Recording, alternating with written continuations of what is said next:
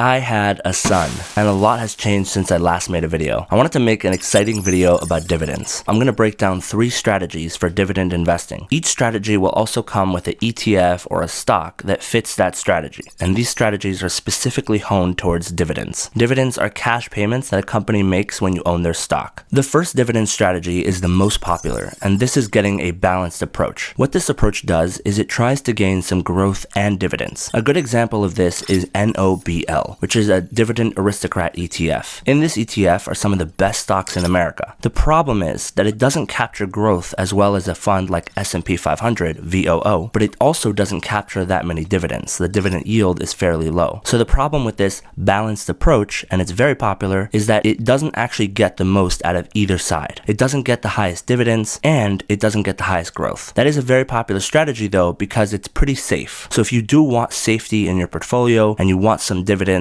plus some growth, NOBL, or this balanced approach, is very, very popular, and a lot of people choose it despite having a lower return. The second strategy some people would call completely insane, and of course I would never recommend someone go 100% into the second strategy. This strategy includes pure dividends. These include funds like QYLD, XYLD, and BST. All 3 of these funds have very, very high dividend yields, but they almost never get any growth. The exception is BST. The problem, of course, being that it's very, very volatile, so it's very hard to make money when it goes up and down so much. Even if you dollar cost average into it, it might still end up losing you some money. The biggest issue with these 3 funds is that even though they have insanely high yields, meaning they give out an insane amount of dividends every month, they have zero growth. What this means is that even though technically the yield is always very high, as time passes, your yield doesn't grow. So even though you're getting very, very high yield on your dividends, because these funds have basically zero growth, it doesn't actually help that much in the long run.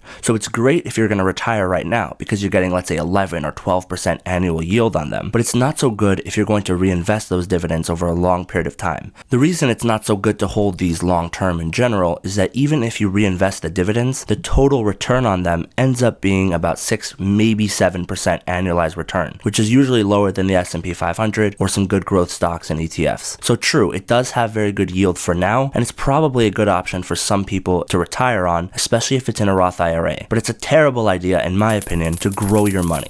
The last strategy on my list is my personal favorite. This one doesn't even seem like a dividend strategy, but it definitely is. In this strategy, you could pick some dividend stocks if you'd like, and you could have a slightly higher yield than just pure growth. But this strategy includes buying just growth, and over time, you slowly shift from growth to dividends. Now, the reason this strategy works so well is that with growth, you get generally a higher return, meaning that you have more money at the end of the day. So what you do is, as you get closer to the time when you want to withdraw, meaning when you want to start pulling money out of your investment account, you start slowly shifting it over towards dividends. Some people even just shift it over in the last 5 years before they retire. The reason for this is that you end up with more money overall by investing in pure growth, and then you slowly shift over to dividends. And then because of that, even though you haven't been investing in dividends this whole time, the growth portfolio that you built up is larger in total value than either of the previous 2 strategies. And then you sell, let's say in a Roth IRA,